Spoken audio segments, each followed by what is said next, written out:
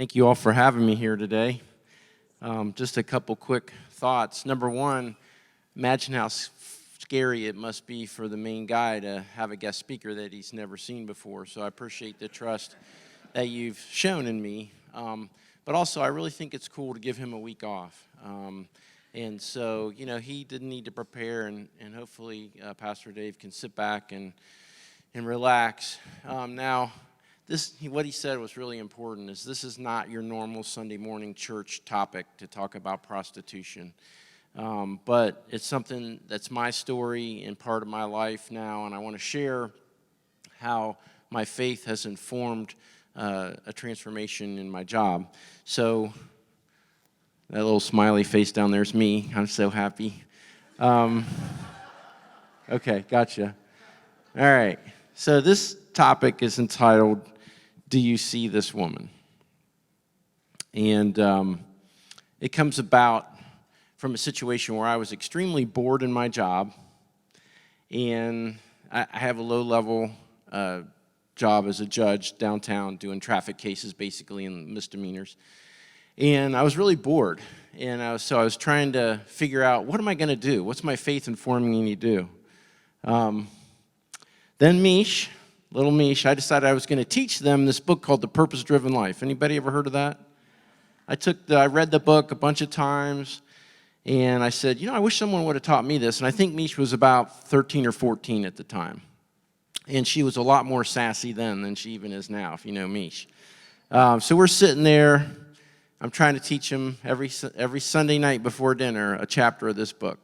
And she's sitting there with her pen. Right?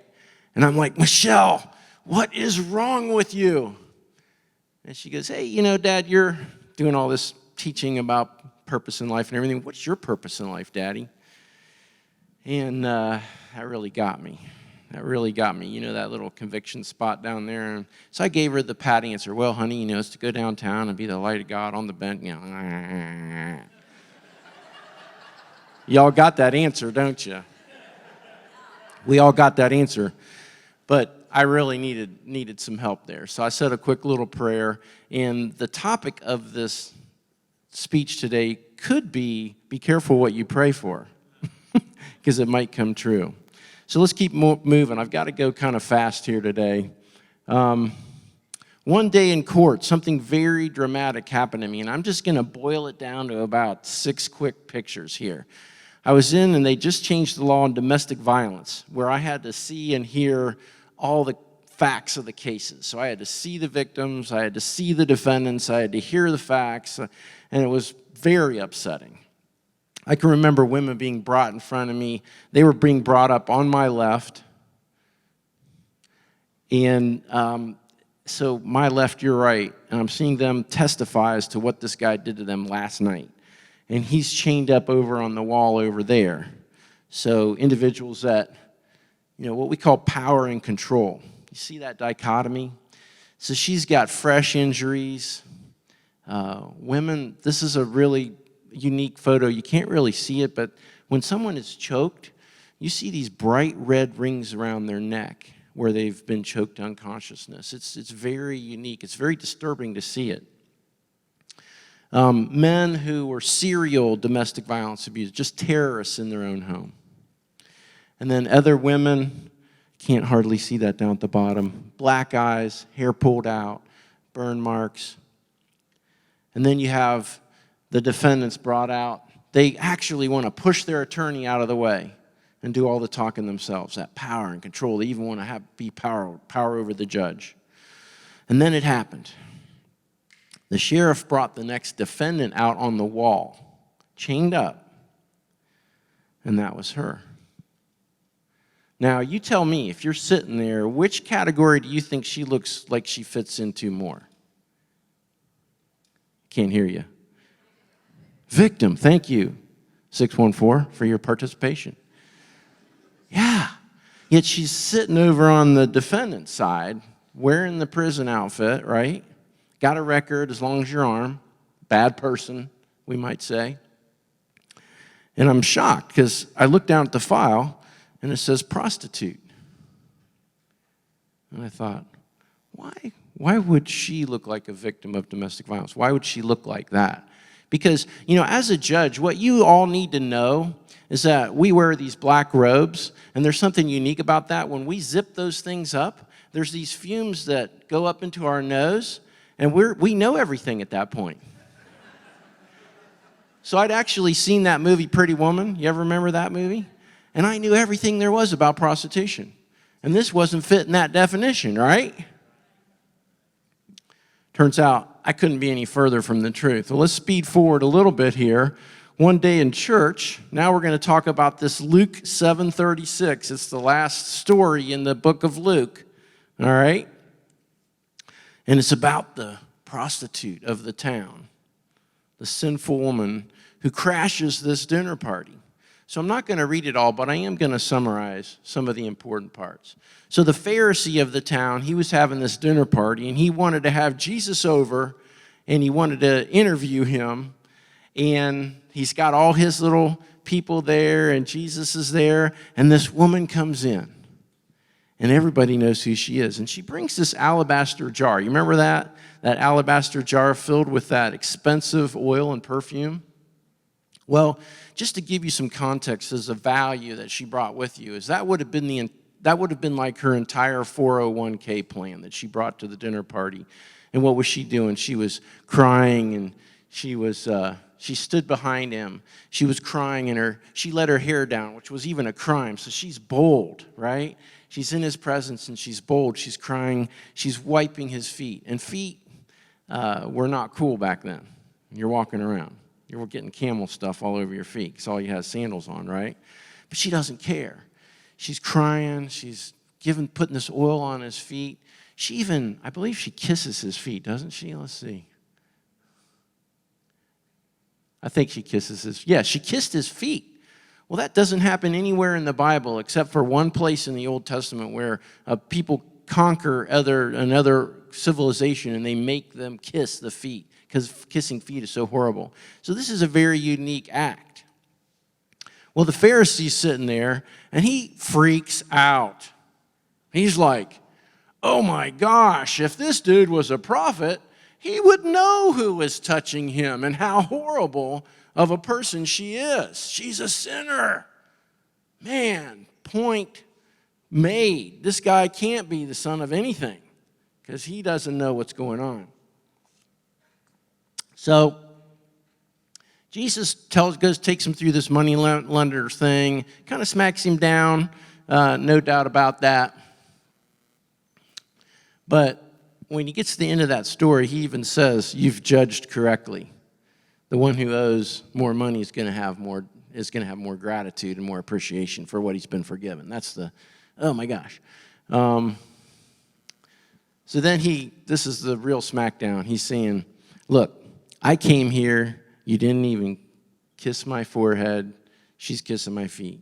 You didn't give me anything to wash myself up with, yet she's washing my feet with her hair." He's going through this thing, and what he's doing is he's pointing out what I call two different characters. You've got the Pharisee, you got Jesus, and then you've got the woman. And there's two different ways they're interacting. One is you've got this generous person who's given their all to Jesus. Like, she's pretty cool. Then you've got this other dude who's very cold, protective, calculating, doesn't give much out, right?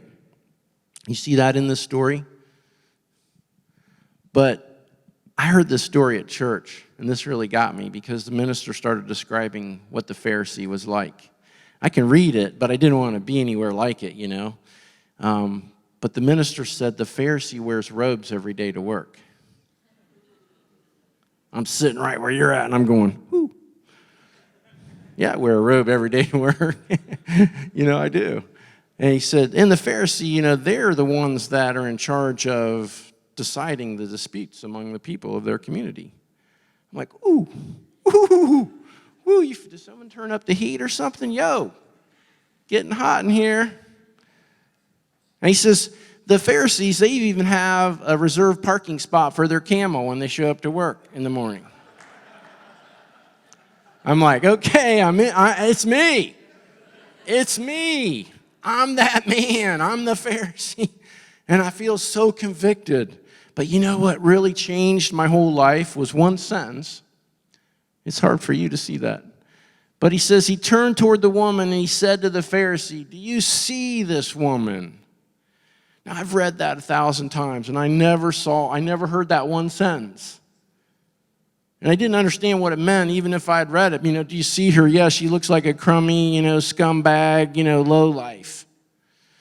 No, that's not what that sentence meant to me at that day in church. It meant that Jesus wanted me, Paul Herbert. I think he wants you too. But he wanted me to see this woman as he saw her. Right? And he wanted me, he says, how can you love her if you're still viewing her like a Pharisee? Whew. Lord, what a day in church I had. And I started thinking about that. I started looking it up, and we have over 1,000 women arrested every year for prostitution in Columbus, Ohio, and that's directly the type of case that I see every day. Okay, what am I going to do with that information? Because what do you do with that? I got to keep going fast here. But let's take, her name's Vivian, okay? And you're going to get to see how Vivian looks today. This is the coolest thing about this presentation. But when I look at her, you may see something like I did, but it forced me to go deeper. And Vivian's story started out, as most young girls right here in Columbus, Ohio, standing there at the Christmas tree with her dolls, all her innocence. But then shortly after that, some bad things started to happen to Vivian. And this is a common story.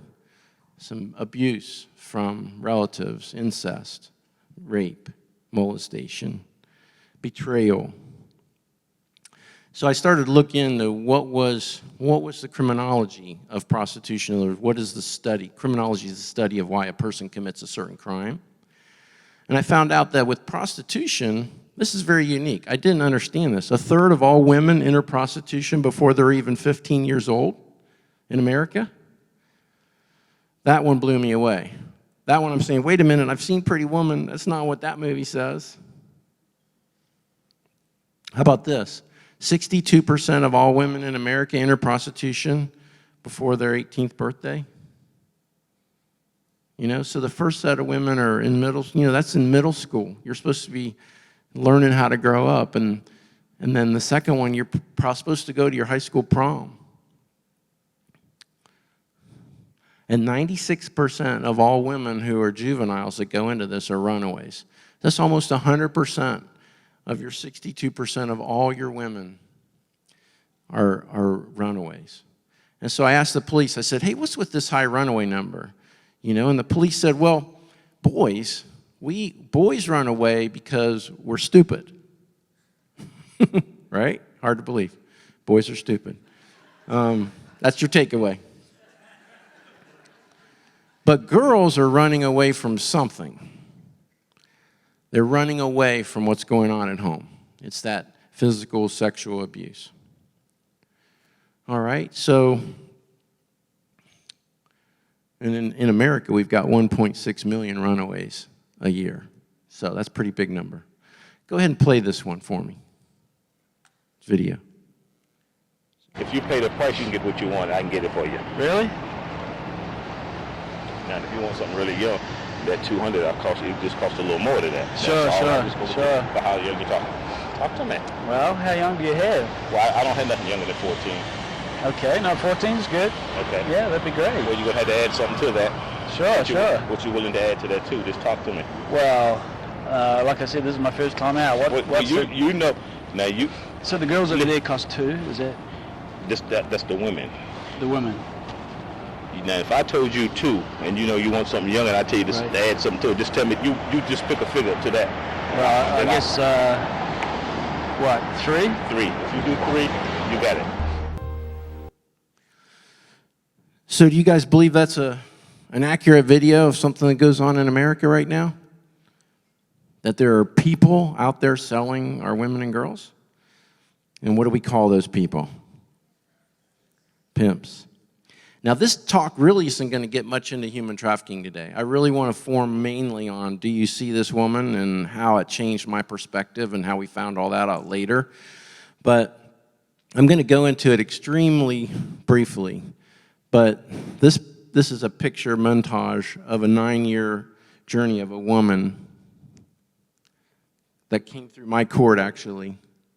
That's the same woman from 2003 to whenever 9 years is later, 2012. That's the same person. Can you see the difference? And look at the eyes. By the time they get down there, there's nothing left. That's because of what this life does to them. So the sinful woman of the town, I'm trying to say this is what happened to her too. I firmly believe that. I bet she had some form of abuse that led to trying to escape that led to older adults who tried to think they could take care of her, or they took advantage of her. Now they use drugs. They take a vulnerable young person and they can get them hooked on drugs. And so the heroin epidemic is really fueling the abuse of women or human trafficking epidemic. So really quickly, prostitution in Ohio, why we're going to tie this up to prostitution and human trafficking. Prostitution means you're not allowed to engage in any sexual activity for money. Okay, it says for hire. It's hard to read. This is kind of cool. This is actually my favorite part of the whole talk. The human trafficking definition says you're not allowed to take someone or do anything to anybody knowing that they're going to engage in sexual activity for hire.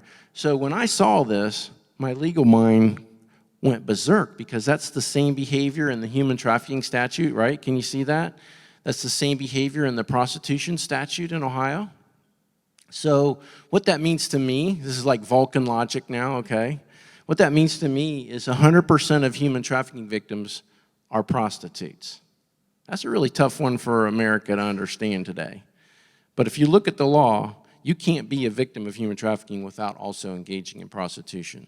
So that's how we get to this whole victim-defendant paradigm shift. I'm seeing a victim/defendant over on the wall. You all said she looked more like a victim, didn't you? Okay, but she was standing there in handcuffs, so it's a huge thing. And when I'm able to talk about this, I can go into this really in detail. But the cool thing, takeaway from this, is down at the bottom of that slide, this statute in Ohio became effective June 27th of 2012. That's when the governor signed it, and that's when we said as a society, this is human trafficking. We're recognizing it now. We're not going to put up with it. It's a felony of the first degree if you do that to any of our vulnerable people. And we're sending you to prison for a minimum of 15 years. We're taking it serious, bro. I'm so, street. So we just, thanks, Dave. So in 2012, we just got around to defining human trafficking, and we said what? That prostitution is part of human trafficking too, right? I know you don't want to believe that, but it is. So let's look at the effective date of the prostitution statute in Ohio. Can you guys see that? Effective 2000 BC. So what I want to leave you with is the woman, the sinful woman of the town. I'm taking you back there every step I can, okay? We as a society just got around in 2012 to define what human trafficking was. A. B, we said prostitution's a part of human trafficking, right? So what I believe is that human trafficking's been around perhaps as long as prostitution has. And we as a society, and the good Lord above is finally shining light on this, that now we can say, it's not okay.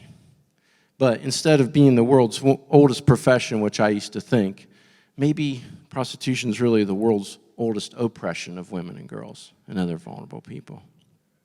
So that's why that's my favorite slide, because I want to take you back to that woman that was being written about on that day at that dinner party.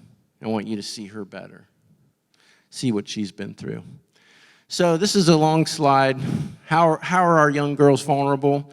I'm just going to tell you right here. Where is it? right here, okay? I get more search warrants on men approaching young girls on this device right here, and more girls are falling prey to these chats that they get. They're just throwing these lines out, trying to find out how vulnerable they are. Hey, I got in a fight with my mom and dad. My dad's not around. You know, all these little indicators that they can try to get there. I put in one.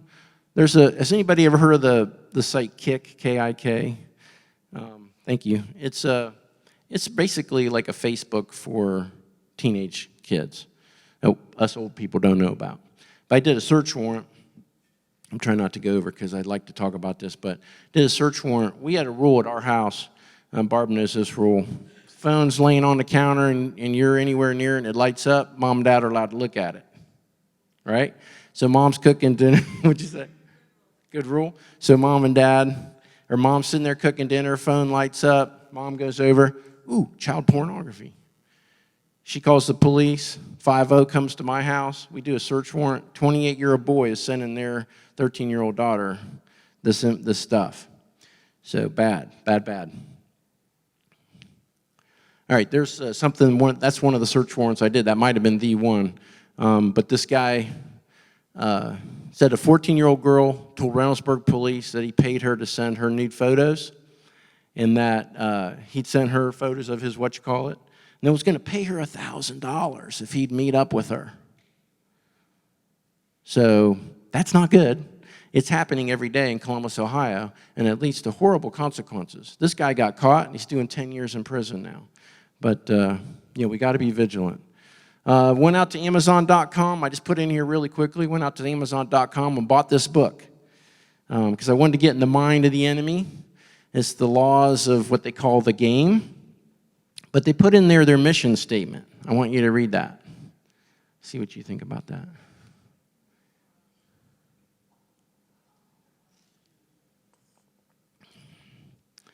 Make her believe in heaven. Make her believe in heaven.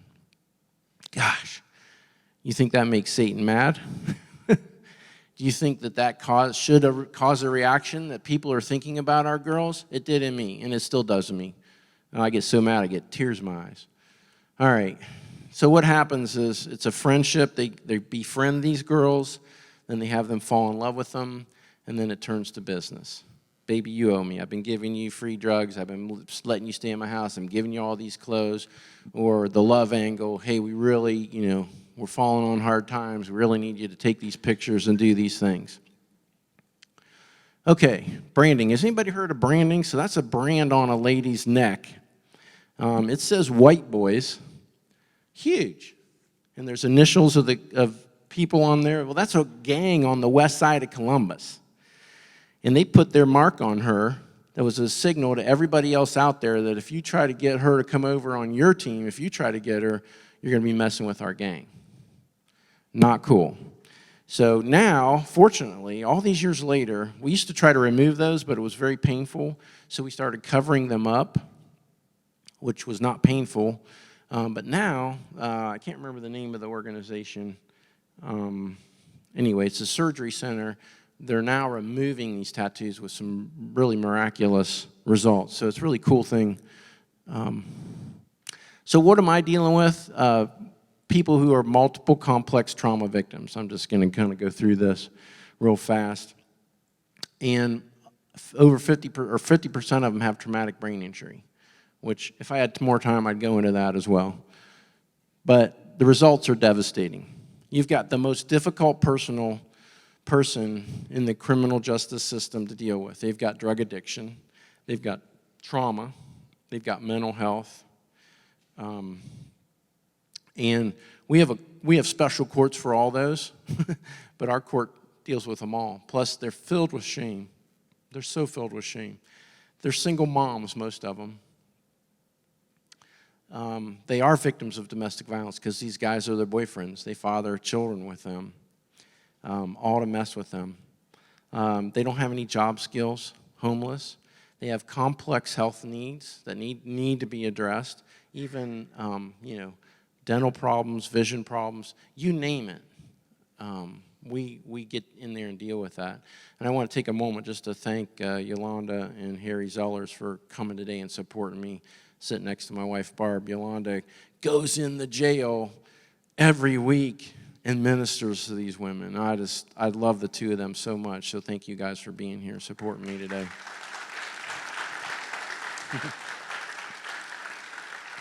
Awesome. So thank you for what you're doing. She just picked it up like any of you could and started to run with it. So I looked at this lesson that Jesus, this story, and I tried to dissect it. I don't have enough time to really go through it, but I tried to dissect it, and I said, I wonder if we could create something that could help these sinful women of our town, because they don't look like other criminals. I'm just going to say that. They talk different, they look different, they act different. So instead of a corrections-based justice system, which is what we have, when you come to court, when you get stopped by the police, we all try to make it so difficult for you that you never want to come back, right? You never want to get in trouble again.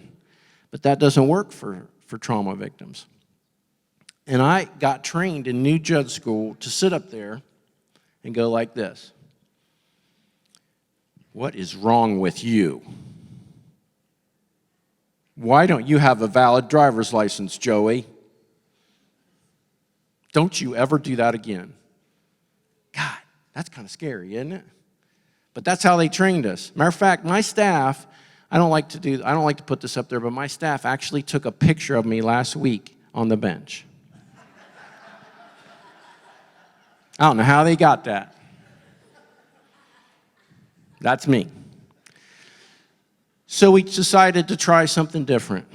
We decided to try what's called a restorative-based justice, which I'm looking at you, and I have to practice this, and it feels so good when I look at you and I say, I wonder what happened to you. You know? And so we started Catch Court.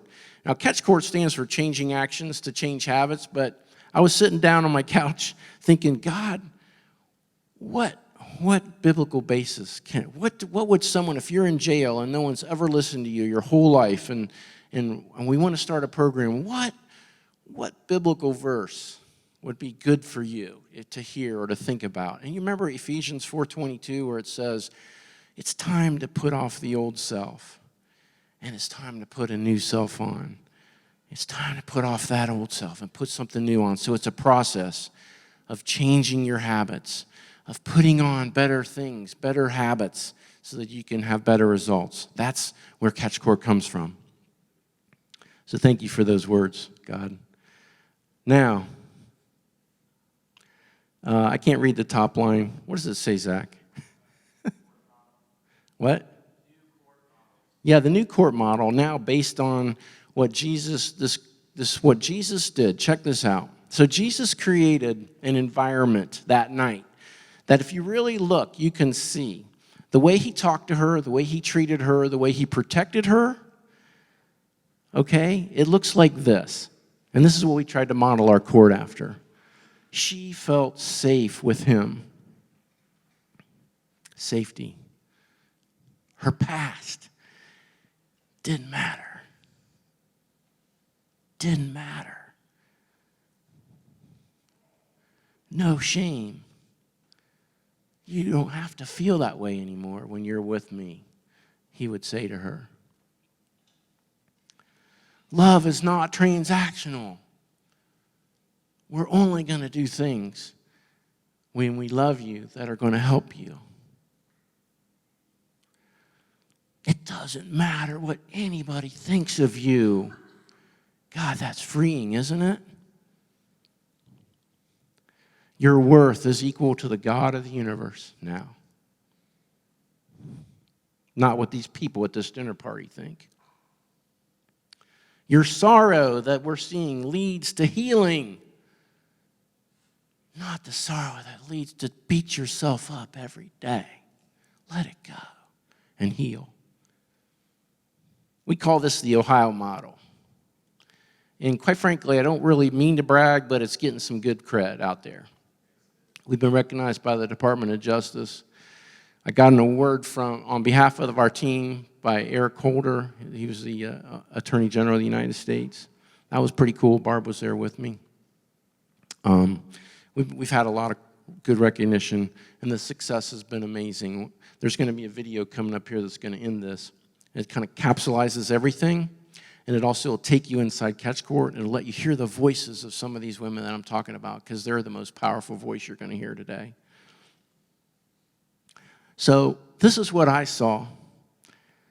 This is what I saw that day in court. And this is what everybody sees, but let's take a look at what God saw. September 13th, she's going to graduate from the catch court program. She looks like that. Yeah. Thank you, God. Just all we had to do was see her differently. Remember Vivian? The one that got this whole thing started? Check this out. Now, Vivian, that's her desk at the Becker and Lilly law firm in downtown Columbus, where they want her to be the face of their law firm for all their highfalutin clients that come through the door. They feel that she has the right kind of attitude to make them feel welcome. Yeah, I mean, come on. Then I'm going to step down and let you enjoy this last video. This was done last year. It was really cool. This showed to about 450,000 people across the world, so it was really, really cool for us. Zach, hit it. I was a prostitute. It wasn't just feeling trapped, I was trapped. Girls get raped out there, beat up, held hostage. Overnight, you're owned by somebody. Them 4 years was hell. I was in this hotel for like 2 years straight. I mean, like, they would bring you your food, they would give you your drinks, they would give you your drugs. You gotta sleep with who they tell you to. You pray and wish that you could be done with this lifestyle. When we would sit there and talk about, hey, you know, how are we gonna get out of this? Well, you can call the police. Well, you gotta think, we're doing dates with police officers, with detectives. We're doing dates with them. I never felt safe. I never thought I could turn to them for nothing. I've had the real type of law that's supposed to help you and then the type of law that's used you.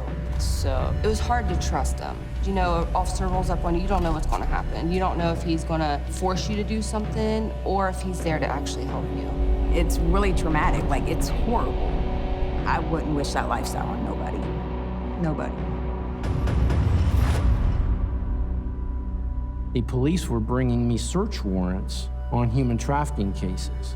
And the prosecutor started showing me all the pictures and bringing the victims up with the bright red rings around their neck from fresh choking, hair pulled out, fresh burn marks where the guy had burned a cigarette in their skin just to torture them.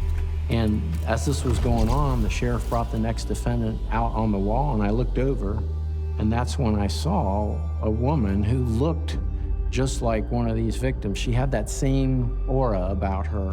And so I looked down at the file and saw prostitute. And I thought, we ought to start looking at the person that we're arresting for prostitution more like she's a victim of human trafficking.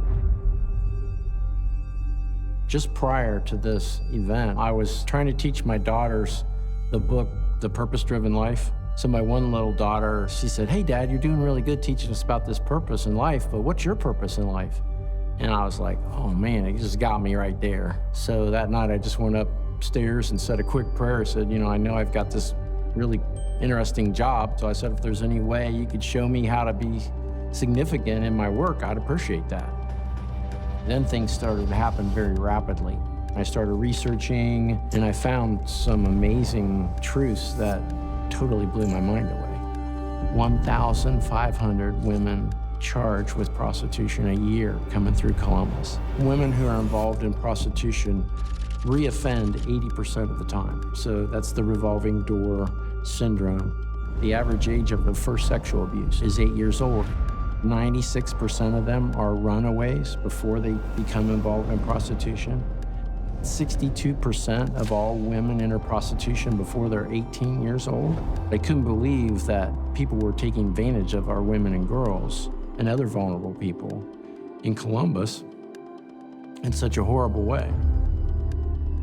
So we started a court in 2009 to allow them to exit this deadly lifestyle. Okay, so Ashley, way to go. This is Changing Actions to Change Habits certified. So Ashley Barnett has graduated to phase 2 of the catch program on May 10th. CATCH stands for Changing Actions to Change Habits because we ask women to change everything about their lives. CATCH Court is a 2-year intensive probation. They have individual counseling as well as group sessions. That's kind of hard for me. Okay, I know how you feel because you know I came from Marion. I spent most of my time surrounded by other women, even though I had my own home. Like, it's like I'm a legit sisterhood community. It's amazing. These women have multiple complex trauma. That's at the core of their issue. And when you know how to engage them with trauma-informed approach, they will respond. So instead of saying, what's wrong with you, I learned to say, I wonder what happened to you. All right, Tina. Hi, how many days do you have? 208. Wow, Tina. All right, so where you at with that GED? I know how to do fractions. Oh my God. The statistics that we're now able to share, that if you spend 6 months or more in the program, 62% of these women never get arrested again. And if you graduate from the program, it's a high 90 percentile, never get arrested again. I think you can say it saves money. It saves police time, it saves court time. But for me, that's not where I consider the success. When I see multi-generational healing from parents to children and the women getting their children back and how important that is to those children, that's what makes it worth it to me. If it wasn't for CATCH Court, I would be back out on the street. It saved my life. They gave me my life back. They gave me a second chance. I have a home that I can actually call mine. I have a 1-year-old daughter. I got custody of my 14-year-old twins back. My grandbabies and my kids, to be a part of their lives again, it's a wonderful. I could be a good example for my kids, and my daughter would never see me the way my sons did. I may not have been a good mom, but I'm one heck of a grandma. This has been the best thing that's happened in my career and maybe my life. And now I can look my daughter in the eye and say, hey, now we know what Dad's purpose was, don't we?